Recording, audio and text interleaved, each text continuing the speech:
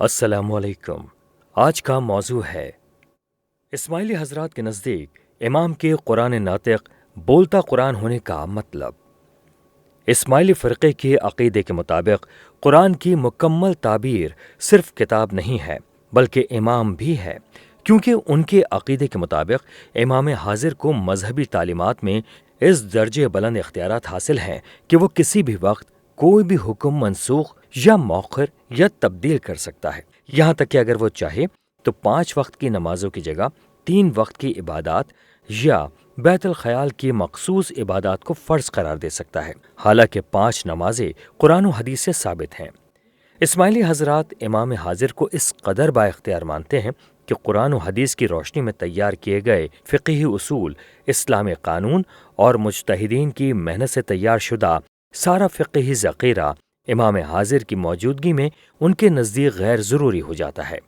چنانچہ ان کے عقیدے کے مطابق قرآن کریم جو کتابی شکل میں ہے وہ بھی قرآن ہے اور اس کی اطاعت لازم ہے، لیکن وہ مکمل قرآن نہیں بلکہ امام حاضر کے بلند اختیارات اور اس کے دیے گئے احکام بھی اسی درجے میں شمار ہوتے ہیں۔ اس طرح یہ دونوں چیزیں مل کر قرآن کہلاتی ہیں، یعنی ایک خاموش قرآن جو کتاب کی شکل میں ہے اور ایک بولتا قرآن جو امام حاضر کی ذات ہے۔ ان کے نزدیک جس طرح قرآن کریم کی اطاعت لازم ہے، اسی طرح امام حاضر کی اطاعت بھی لازم ہے۔ یہ ان کے بنیادی عقائد میں سے ہے۔ دلیل حدیث ثقلین۔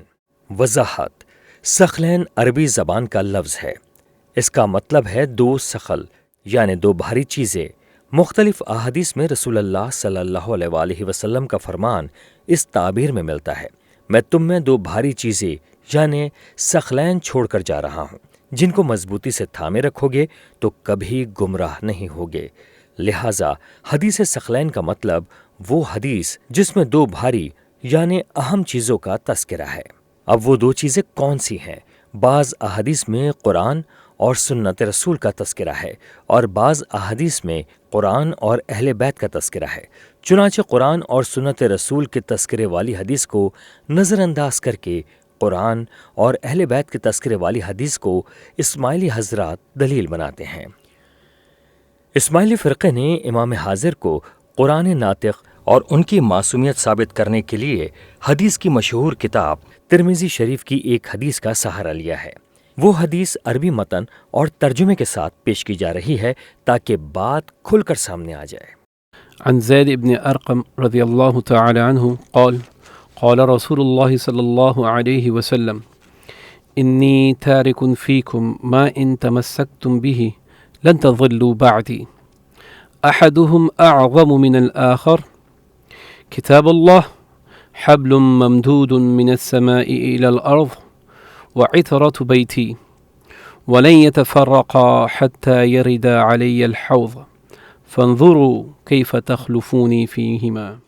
اس کا ترجمہ ہے، حضرت زید بن ارقم رضی اللہ تعالیٰ عنہ فرماتے ہیں کہ رسول اللہ صلی اللہ علیہ وآلہ وسلم نے فرمایا، میں تم لوگوں کے درمیان 2 چیزیں چھوڑ کر جا رہا ہوں، اگر تم ان دونوں کو مضبوطی سے تھامے رکھو گے تو میرے بعد کبھی گمراہ نہیں ہوگے۔ ان دونوں میں ایک چیز دوسری سے بڑی ہے، ایک تو اللہ کی کتاب قرآن ہے جو آسمان سے زمین تک پھیلی ہوئی رسی کی مانند ہے، اور دوسری چیز میرا خاندان یعنی میرے اہل بیت ہیں۔ یہ دونوں کبھی جدا نہیں ہوں گے یہاں تک کہ میرے پاس حوض کوثر پر پہنچیں گے۔ بس اے لوگو، غور کرو کہ میرے بعد تم ان دونوں کے ساتھ کیا سلوک کرتے ہو۔ حدیث کا مطلب اسماعیلی حضرات کے نزدیک اس حدیث کا مفہوم یہ ہے کہ اطرت اہل بیت سے تمسک نجات کے لیے کافی ہے، اور اہل بیت کے تمام افراد یا بعض مخصوص افراد یعنی امام حاضر واجب الاطاعت ہیں۔ ان کے مطابق یہ افراد معصوم عن الخطا ہیں، جن سے گناہ نہیں ہو سکتا ہوتے ہیں، اور اللہ کی طرف سے معمور یعنی مقرر ہوتے ہیں۔ جس طرح قرآن کی اطاعت فرض ہے، اسی طرح ان ہستیوں کی اطاعت بھی فرض ہے، کیونکہ یہ دونوں قرآن اور خاندان یعنی اہل بیت لازم و ملزوم ہیں، لہٰذا اس بنیاد پر امام حاضر ناطق قرآن ہیں۔ دوسرے الفاظ میں اہل بیت کتاب اللہ کی طرح واجب الاطاعت ہیں، اور ان سے تمسک یعنی ان کی اطاعت و پیروی بھی اسی طرح لازم ہے جس طرح قرآن سے ان کے نزدیک امام حاضر اور اہل بیت میں کوئی فرق نہیں، بلکہ دونوں حجت شرعی ہیں۔ جو شخص ان دونوں قرآن اور امام یعنی اہل بیت سے وابستہ رہے گا وہ ہدایت پائے گا، اور جو الگ ہو جائے گا وہ گمراہ ہو جائے گا۔ اسماعیلی حضرات کے بتائے ہوئے مطلب پر اعتراض اہل بیت کے عمل کی روشنی میں۔ اگر روایت ثقلین کا یہی مطلب ہے جو اسماعیلی حضرات بیان کرتے ہیں تو اس مفہوم کو تسلیم کرنے سے چند اہم سوالات پیدا ہوتے ہیں جن کا واضح اور تسلی بخش جواب دینا ان پر لازم ہے۔ جب رسول اللہ صلی اللہ علیہ وسلم نے فرمایا میں تم میں دو چیزیں چھوڑ کر جا رہا ہوں، تو کیا اس خطاب میں اہل بیت بھی شامل تھے؟ اور اگر تھے تو اہل بیت کی اپنی اطاعت اپنے اوپر خود کیسے لازم ہو سکتی ہے؟ یعنی وہ خود کس کی اطاعت کریں گے؟ نبی کریم صلی اللہ علیہ وسلم کے چچا حضرت عباس رضی اللہ تعالیٰ عنہ اور حضرت علی رضی اللہ تعالیٰ عنہ کے بھائی عقیل رضی اللہ تعالیٰ عنہ نے سیدنا ابو بکر صدیق رضی اللہ تعالیٰ عنہ کی بیعت کی۔ اگر اہل بیت کی اطاعت ہی نجات کا ذریعہ تھی تو انہوں نے اس حدیث کے خلاف کیسے عمل کیا؟ خود حضرت علی رضی اللہ تعالیٰ عنہ نے سیدنا ابو بکر صدیق رضی اللہ تعالیٰ عنہ کی بیعت کر لی تھی۔ اگر اہل بیت کی پیروی واجب تھی تو انہوں نے کیسے اس سے ہٹ کر عمل کیا؟ امام حسن اور امام حسین رضی اللہ تعالیٰ عنہ نے امیر معاویہ رضی اللہ تعالیٰ عنہ سے بیعت کر لی۔ یہ بیعت حدیث ثقلین کے مفہوم کے مطابق کیسے ہو سکتی ہے؟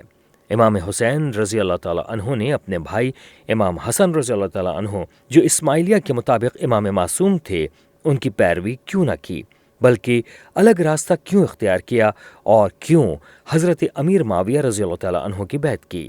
حضرت علی رضی اللہ تعالیٰ عنہ کے بیٹے محمد بن حنفیہ نے زین العابدین رحمۃ اللہ علیہ کی امامت کو تسلیم نہ کیا۔ اگر اہل بیت کی اطاعت لازم ہے تو انہوں نے کیسے اس سے انکار کیا؟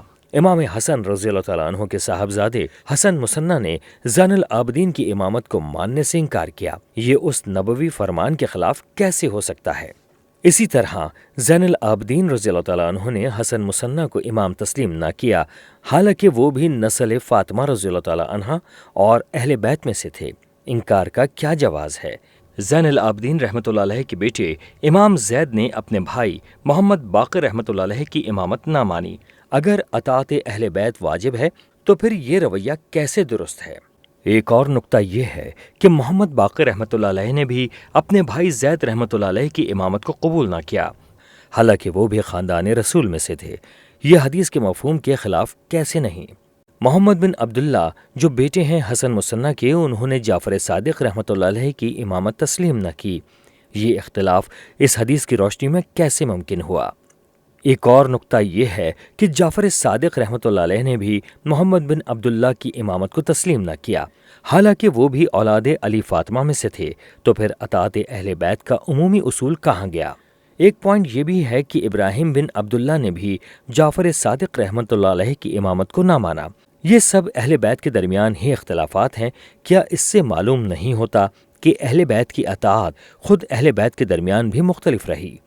ان واقعات سے صاف ظاہر ہوتا ہے کہ اہل بیت کے جلیل القدر افراد نے خود کبھی اس روایت ثقلین کا یہ مطلب نہیں لیا جو اسماعیلی حضرات پیش کرتے ہیں۔ انہوں نے ہمیشہ یہی سمجھا کہ اہل بیت کی اطاعت فرض یا واجب نہیں بلکہ احترام و محبت کے درجے کی بات ہے۔ جب خود اہل بیت نے اس مفہوم کو قبول نہیں کیا تو باقی امت پر اس کی پابندی کس بنیاد پر لازم کی جائے گی؟ یہ سب اعتراضات اسی وقت پیدا ہوتے ہیں جب حدیث ثقلین کو اس مفہوم پر محمول کیا جائے جو اسماعیلی فرقہ اختیار کرتا ہے۔ اسماعیلی حضرات کے بتائے ہوئے مطلب پر اعتراض اہل بیت کی تعلیمات کی روشنی میں۔ خود اہل بیت کے اکابر و معتبر افراد کے اقوال سے بھی یہ بات واضح ہوتی ہے کہ کسی حدیث سے آنکھ بند کر کے ایسا مطلب نکالنا جیسے امام حاضر قرآن ناطق ہے ہرگز درست نہیں ہے۔ نمبر 1، چنانچہ امام باقر رحمۃ اللہ علیہ نبی کریم صلی اللہ علیہ وسلم کا حجۃ الوداع والا خطبہ نقل فرماتے ہوئے حضور صلی اللہ علیہ وسلم کا ارشاد روایت کرتے ہیں۔ فَإِذَا أَتَاكُمُ الْحَدِيثُ فَأَعْرِضُوهُ عَلَى كِتَابِ اللَّهِ عَزَّ وَجَلَّ وَسُنَّتِهِ فَمَا وَافَقَ كِتَابَ اللَّهِ وَسُنَّتِهِ فَخُذُوهُ وَمَا خَالَفَ كِتَابَ اللَّهِ وَسُنَّتِهِ فَلَا تَأْخُذُوهُ بِهِ۔ ترجمہ ہے، امام محمد باقر رحمۃ اللہ علیہ فرماتے ہیں کہ نبی کریم صلی اللہ علیہ وسلم نے فرمایا کہ جب تمہارے پاس کوئی حدیث پہنچے تو اس کو کتاب اللہ اور میری سنت پر پیش کرو، جو کتاب اللہ اور میری سنت کے موافق ہو اس کو قبول کرو، اور جو کتاب اللہ اور میری سنت کے برخلاف ہو اس کو مت تسلیم کرو۔ نمبر 2، اسی طرح حضرت علی رضی اللہ تعالیٰ عنہ کے کلام پر مشتمل مشہور کتاب نہج البلاغہ میں ہے کہ وَلَكُمْ عَلَيْنَا الْعَمَلُ بِكِتَابِ اللَّهِ تَعَالَى وَسِيرَةِ رَسُولِ اللَّهِ صلی اللہ علیہ وسلم وَالْقِيَامُ بِحَقِّهِ وَالنَّعْشُ لِسُنَّتِهِ۔ ترجمہ، حضرت علی رضی اللہ تعالیٰ عنہ سے مروی ہے کہ تمہاری رہنمائی کے لیے ہمارے ذمے ہے کتاب اللہ اور سیرت رسول اللہ صلی اللہ علیہ وسلم کے ساتھ عمل کرنا، اس کی کتاب کے حق کو قائم رکھنا اور ان کی سنت کو بلند رکھنا۔ لہٰذا اصل دین کی تعلیم یہ ہے کہ کوئی بات اس وقت قبول ہوگی جب وہ قرآن اور سنت رسول اللہ صلی اللہ علیہ وسلم کے مطابق ہو، یہ نہیں کہ کسی امام نے جو کہہ دیا اس کے کہنے کا درجہ بھی قرآن کا ہو جائے اور سنت رسول اور رسول کی تعلیمات کو نظر انداز کر دیا جائے۔ ثقلین کا مطلب اہل سنت کے نزدیک۔ اہل سنت کے نزدیک ثقلین سے مراد کتاب اللہ اور سنت رسول اللہ صلی اللہ علیہ وسلم ہیں۔ اہل بیت کرام کا بلند مقام اپنی جگہ مسلم ہے، جیسا کہ پہلے بیان ہو چکا ہے، لیکن قرآن و سنت کی روشنی میں جب ہم ثقلین کا مفہوم تلاش کرتے ہیں تو ہمیں بار بار اللہ اور اس کے رسول اللہ صلی اللہ علیہ وسلم کی اطاعت کی صورت میں ملتا ہے۔ قرآن مجید کی کئی آیات نہایت واضح ہیں جن میں اللہ تعالیٰ نے مسلمانوں کو 2 چیزوں کی اطاعت کا بار بار حکم دیا: 1 اللہ کی اطاعت، 2 رسول اللہ صلی اللہ علیہ وسلم کی اطاعت۔ اب کچھ آیات پر غور کرتے ہیں۔ نمبر 1، سورہ آل عمران آیت نمبر 32۔ اعوذ باللہ من الشیطان الرجیم، بسم اللہ الرحمن الرحیم۔ قل اطیعوا اللہ والرسول فإن تولوا فإن اللہ لا يحب الكافرین۔ اس کا ترجمہ ہے، کہہ دو اللہ اور رسول کی اطاعت کرو، پھر اگر وہ منہ موڑ لیں تو بے شک اللہ کافروں کو پسند نہیں کرتا۔ دوسری ایک اور آیت میں اللہ فرماتے ہیں، سورہ آل عمران آیت نمبر 132۔ وَأَطِيعُوا اللَّهَ وَالرَّسُولَ لَعَلَّكُمْ تُرْحَمُونَ۔ ترجمہ، اللہ اور رسول کی اطاعت کرو تاکہ تم پر رحم کیا جائے۔ نمبر 3، ایک اور آیت میں اللہ فرماتے ہیں، سورة النساء آیت نمبر 59۔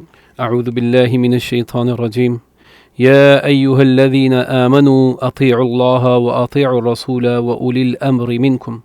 ترجمہ، اے ایمان والو، اللہ کی اطاعت کرو اور رسول کی اطاعت کرو اور تم میں سے جو اہل امر ہیں ان کی بھی۔ چوتھے نمبر پر ایک اور آیت آپ کو بتاتے ہیں، سورة المائدہ آیت نمبر 92۔ وَأَطِيعُوا اللَّهَ وَأَطِيعُوا الرَّسُولَ وَاحْذَرُوا فَإِن تَوَلَّيْتُمْ فَاعْلَمُوا أَنَّمَا عَلَى رَسُولِنَا الْبَلَاغُ الْمُبِينُ۔ ترجمہ، اور اللہ کی اطاعت کرو اور رسول کی بھی اطاعت کرو اور بچتے رہو، پھر اگر تم منہ موڑ لو تو جان لو کہ ہمارے رسول پر صرف صاف طور پر پیغام پہنچا دینا ہی ہے۔ 5ویں نمبر پر دیکھیں تو ایک اور آیت اس طرح ہے، سورة الانفال آیت نمبر 1۔ يسألونك عن الانفال قل الانفال لله ورسوله فاتقوا الله واصلحوا ذات بينكم واطيعوا الله ورسوله ان كنتم مؤمنين۔ ترجمہ، لوگ آپ سے مال غنیمت کے بارے میں پوچھتے ہیں، کہہ دیجئے مال غنیمت اللہ اور رسول کا ہے، بس اللہ سے ڈرو، آپس کے تعلقات درست رکھو اور اللہ اور اس کے رسول کی اطاعت کرو اگر تم ایمان والے ہو۔ 6 نمبر پر دیکھیں تو ایک اور آیت میں اللہ فرماتے ہیں، سورة الانفال آیت نمبر 20۔ یا ایہا الذین آمنوا اطیعوا اللہ ورسولہ ولا تولوا عنہ وانتم تسمعون۔ ترجمہ، اے ایمان والو، اللہ اور اس کے رسول کی اطاعت کرو اور اس سے منہ نہ موڑو جبکہ تم سن رہے ہو۔ 7ویں نمبر پر دیکھیں تو ایک اور آیت میں اللہ فرماتے ہیں، سورة الانفال آیت نمبر 46۔ وأطيعوا الله ورسوله ولا تنازعوا فتفشلوا وتذهب ريحكم. ترجمہ، اور اللہ اور اس کے رسول کی اطاعت کرو اور آپس میں جھگڑا نہ کرو ورنہ تم کمزور پڑ جاؤ گے اور تمہاری ہوا اکھڑ جائے گی۔ 8ویں نمبر پر دیکھیں تو اللہ رب العزت قرآن پاک میں مزید ارشاد فرماتے ہیں۔ سورة النور آیت نمبر 54. قل اطیعوا اللہ واطیعوا الرسول فإن تولوا فإنما علیہ ما حمل وعلیکم ما حملتم. ترجمہ، کہہ دو اللہ کی اطاعت کرو اور رسول کی بھی اطاعت کرو، پھر اگر تم منہ موڑ لو تو یاد رکھو رسول پر وہی ذمہ داری ہے جو اس پر ڈالی گئی اور تم پر وہی جو تم پر ڈالا گیا۔ 9ویں نمبر پر دیکھیں تو قرآن پاک کی ایک اور آیت میں اللہ نے فرمایا۔ سورة الأحزاب آیت نمبر 33. وقرن في بيوتكن ولا تبرجن تبرج الجاهلية الأولى وأقمنا الصلاة وآتينا الزكاة وأطعنا الله ورسوله. ترجمہ، اے نبی کی بیویوں، تم اپنے گھروں میں ٹکی رہو، نماز قائم کرو، زکوٰۃ دو اور اللہ اور اس کے رسول کی اطاعت کرو۔ 10ویں نمبر پر دیکھیں تو قرآن پاک میں ہی اللہ فرماتے ہیں۔ سورة المحمد آیت نمبر 33. يا أيها الذين آمنوا أطيعوا الله وأطيعوا الرسول ولا تبطلوا أعمالكم. ترجمہ، اے ایمان والو، اللہ کی اطاعت کرو اور رسول کی اطاعت کرو اور اپنے اعمال کو ضائع نہ کرو۔ 11ویں نمبر پر دیکھیں تو اللہ پاک نے ارشاد فرمایا۔ سورة المجادلة آية 13. أأشفقتم أن تقدموا بين يدي نجواكم صدقات فإذ لم تفعلوا وتاب الله عليكم فأقيموا الصلاة وآتوا الزكاة وأطيعوا الله ورسوله والله خبير بما تعملون. ترجمہ، بس نماز قائم کرو، زکوٰۃ دو اور اللہ اور اس کے رسول کی اطاعت کرو اور اللہ تمہارے اعمال سے خوب واقف ہے۔ 12واں نمبر دیکھیں تو قرآن پاک میں اللہ رب العزت نے یہ ارشاد فرمایا۔ سورة التغابن آیت نمبر 64. وَأَطِيعُوا اللَّهَ وَأَطِيعُوا الرَّسُولَ فَإِن تَوَلَّيْتُمْ فَإِنَّمَا عَلَى رَسُولِنَا الْبَلَاغُ الْمُبِينُ. ترجمہ، اور اللہ کی اطاعت کرو اور رسول کی اطاعت کرو، پھر اگر تم منہ موڑ لو تو ہمارے رسول پر صرف صاف طور پر پیغام پہنچا دینا ہے۔ یہ کل 12 آیات ہیں جن میں اہل بیت یا ان کے مخصوص افراد کی اطاعت کا ذکر نہیں بلکہ صراحت کے ساتھ اللہ اور اس کے رسول اللہ صلی اللہ علیہ وآلہ وسلم کی اطاعت کو لازم قرار دیا گیا ہے۔ اس سے ظاہر ہوتا ہے کہ وہ 2 چیزیں جن کی اطاعت نہ کرنے پر گمراہی لازم آتی ہے وہ کتاب اللہ اور سنت رسول اللہ صلی اللہ علیہ وآلہ وسلم ہیں۔ اب ہم آگے صرف ان احادیث کو پیش کریں گے جن میں واضح طور پر ثقلین سے مراد کتاب اور سنت کو کہا گیا ہے۔ پہلی حدیث یہ ہے۔ عن مالك أنه بلغه أن رسول الله صلى الله عليه وسلم قال تركت فيكم أمرين لن تضلوا ما تمسكتم بهما كتاب الله وسنة نبيه أو كما قال عليه الصلاة والسلام. ترجمہ، امام مالک سے مرسلہ مروی ہے کہ رسول اللہ صلی اللہ علیہ وآلہ وسلم نے فرمایا، میں نے تم میں 2 چیزیں چھوڑیں، جب تک تم ان دونوں کو تھامے رہو گے ہرگز گمراہ نہ ہوگے، ایک اللہ کی کتاب اور دوسرا اس کے نبی کی سنت۔ دوسری حدیث یہ ہے۔ عن أبي صالح عن أبي هريرة رضي الله تعالى عنه قال قال رسول الله صلى الله عليه وسلم إني قد تركت فيكم شيئين لن تضلوا بعدهما كتاب الله وسنتي ولن يتفرقا حتى يردا علي الحوض. ترجمہ، رسول اللہ صلی اللہ علیہ وآلہ وسلم نے فرمایا، میں نے تم میں 2 چیزیں چھوڑی ہیں، ان 2 چیزوں کے بعد ہرگز گمراہ نہ ہوگے، ایک اللہ کی کتاب اور دوسرا اس کے نبی کی سنت، اور یہ دونوں ہرگز ایک دوسرے سے الگ نہیں ہوں گے یہاں تک کہ یہ دونوں حوض کوثر پر مجھ پر پیش ہوں گے۔ تیسری حدیث یہ ہے۔ عن كثير بن عبد الله بن عمرو بن عوف عن أبيه عن جده قال قال رسول الله صلى الله عليه وسلم تركت فيكم أمرين لن تضلوا ما تمسكتم بهما كتاب الله وسنة نبيه صلى الله عليه وسلم. ترجمہ: رسول اللہ صلی اللہ علیہ وآلہ وسلم نے فرمایا، میں نے تم میں دو چیزیں چھوڑیں، جب تک تم ان دونوں کو تھامے رہو گے ہرگز گمراہ نہ ہوگے، ایک اللہ کی کتاب اور دوسرا اس کے نبی کی سنت۔ چوتھی حدیث یوں ہے: عن ابن عباس رضی اللہ عنہما أن رسول الله صلى الله عليه وسلم خطب الناس في حجة الوداع فقال: يا أيها الناس إني قد تركت فيكم ما إن اعتصمتم به فلن تضلوا أبدا كتاب الله وسنة نبيه. ترجمہ: رسول اللہ صلی اللہ علیہ وآلہ وسلم نے فرمایا، میں نے تم میں دو چیزیں چھوڑیں، جب تک تم ان دونوں کو تھامے رہو گے ہرگز گمراہ نہ ہوگے، ایک اللہ کی کتاب اور دوسرا اس کے نبی کی سنت۔ رسول اللہ صلی اللہ علیہ وآلہ وسلم نے اس حدیث میں فرمایا: عن أبي صالح عن أبي هريرة رضي الله تعالى عنه قال: قال رسول الله صلى الله عليه وسلم: إني قد تركت فيكم شيئين لن تضلوا بعدهما كتاب الله وسنتي ولن يتفرقا حتى يردا علي الحوض. ترجمہ: رسول اللہ صلی اللہ علیہ وآلہ وسلم نے فرمایا، میں نے تم میں دو چیزیں چھوڑی ہیں، ان دو چیزوں کے بعد ہرگز گمراہ نہ ہوگے، ایک اللہ کی کتاب اور دوسرا اس کے نبی کی سنت، اور یہ دونوں ہرگز ایک دوسرے سے الگ نہیں ہوں گے یہاں تک کہ یہ دونوں حوض کوثر پر مجھ پر پیش ہوں گے۔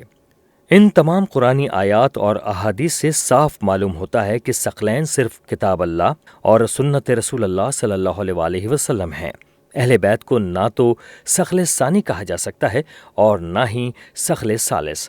در حقیقت جن احادیث میں اہل بیت کا ذکر آیا ہے ان کا مقصد یہ ہے کہ امت کو یہ سمجھایا جائے کہ وہ اہل بیت کے ساتھ محبت اور عزت کا معاملہ کریں، ان کا احترام کریں۔ اگر ہم اہل بیت کو ثقل ثانی مان لیں تو پھر قرآن و سنت کی ان واضح تعلیمات سے ٹکراؤ پیدا ہو جائے گا، اور ایسی صورت میں نصوص یعنی قرآن و حدیث میں تضاد آ جائے گا۔ جب کبھی قرآن و حدیث میں بظاہر کوئی اختلاف یا تعارض نظر آئے تو اس کا حل نکالنا اور دونوں باتوں کو ساتھ ملا کر سمجھنا اہل علم کی دینی ذمہ داری ہوتی ہے، کیونکہ وہی قرآن و سنت میں آپس میں ٹکراؤ نہیں ہو سکتا، یعنی اللہ تعالیٰ ایسا حکم نہیں دے سکتے ہیں جو ایک دوسرے کے خلاف ہوں یا جن میں باہم تطبیق ممکن نہ ہو۔ اسی لیے یہ کہنا کہ اہل بیت کے مخصوص افراد یعنی ائمہ واجب العطا یا منصوص من اللہ یعنی اللہ کی طرف سے مقرر کردہ ہیں، یہ بات کمزور روایت کی بنیاد پر ثابت نہیں کی جا سکتی۔ اہل سنت کے بتائے ہوئے مطلب پر سوال: جن احادیث میں قرآن اور اہل بیت کو مضبوطی سے تھامنے کا ذکر ہے، کیا آپ ان کو نظر انداز کرتے ہیں؟ اہل سنت کی طرف سے سوال کا جواب: تذکرہ کی گئی حدیث مبارکہ کے محدثین نے دو مطالب بیان کیے ہیں۔ پہلا مطلب، اس حدیث مبارکہ کا پہلا مطلب یہ بیان کیا گیا ہے کہ اس حدیث میں قرآن مجید کے ساتھ مسلمانوں کے تعلق کو ایک مضبوط رسی سے مثال دے کر سمجھایا گیا ہے کہ اسے مضبوطی سے تھامے رکھنا چاہیے، اس کے ساتھ تمسک یعنی مضبوط تعلق اور عمل کرنا ضروری ہے۔ اسی طرح نبی کریم صلی اللہ علیہ وآلہ وسلم کی اطرت یعنی اہل بیت کے ساتھ محبت، ادب، عزت اور حسن سلوک کا معاملہ کرنا چاہیے، ان کے حقوق کا خیال رکھنا اور ان کی قدر و منزلت کو ماننا اور پہچاننا چاہیے۔ اور خلیفہ بلا فضل حضرت ابو بکر صدیق رضی اللہ تعالیٰ عنہ کا یہ قول اس بات پر خوب روشنی ڈالتا ہے جو انہوں نے فرمایا: والذی نفسی بیدی لقرابة رسول اللہ صلی اللہ علیہ وسلم احب الی ان اصل من قرابتی. ترجمہ: اس ذات کی قسم جس کے قبضے میں میری جان ہے، اللہ کے رسول کے قرابت داروں کے ساتھ صلہ رحمی کرنا مجھے اپنے رشتہ داروں کے ساتھ صلہ رحمی کرنے سے زیادہ پسند اور محبوب ہے۔ اسی طرح مسلم شریف کی مرفوع روایت میں ہے: اذکرکم اللہ فی اہل بیتی، اذکرکم اللہ فی اہل بیتی، اذکرکم اللہ فی اہل بیتی. ترجمہ: 3 مرتبہ یہ فرمایا، میں تم کو اللہ کی یاد دلاتا ہوں اپنے اہل بیت کے بارے میں۔ نبی کریم صلی اللہ علیہ وآلہ وسلم کے ان الفاظ سے صاف ظاہر ہوتا ہے کہ اہل بیت رضی اللہ تعالیٰ عنہ کے ساتھ محبت، ادب اور حسن سلوک کی وصیت کی گئی ہے۔ یہ وہ مفہوم ہے جس میں اہل سنت سمیت تمام مسلمانوں کا اتفاق ہے اور اس میں کسی قسم کا اختلاف نہیں۔ دوسرا مطلب، اس حدیث کا ایک مطلب یہ بھی ہے کہ تمام اہل بیت کبھی بھی اجتماعی طور پر گمراہی یا دین سے دوری پر جمع نہیں ہوں گے، یعنی ایسا نہیں ہوگا کہ اہل بیت کا پورا خاندان دین پر عمل چھوڑ دے، بلکہ ہر دور میں اہل بیت کا ایک نمایاں طبقہ ایسا ضرور ہوگا جو قرآن و سنت، اجماع امت اور فقہی اصولوں کی روشنی میں شریعت پر عمل کرتا رہے گا۔ گویا اس حدیث اہل بیت کے لیے ایک بشارت اور خوشخبری ہے۔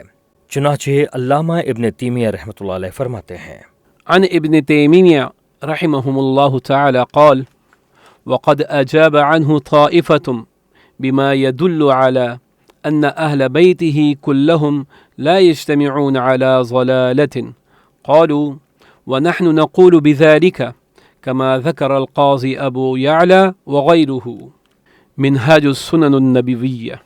ترجمہ، اور ایک جماعت نے اس اعتراض کا یہ جواب دیا ہے کہ اس سے مراد یہ ہے کہ اس کے اہل بیت سب کے سب گمراہی پر متفق نہیں ہوں گے۔